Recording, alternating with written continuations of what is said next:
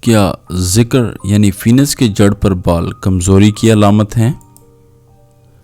ذکر کے جڑ یعنی پینس پر بال کمزوری کی علامت بلوغت میں ہر نوجوان کے زیر ناف بال اگ آتے ہیں، جو کہ بلوغت کی نشانی ہے۔ اسلام میں ان بالوں کو ہر 40 دن کے اندر صاف کرنے کا حکم ہے۔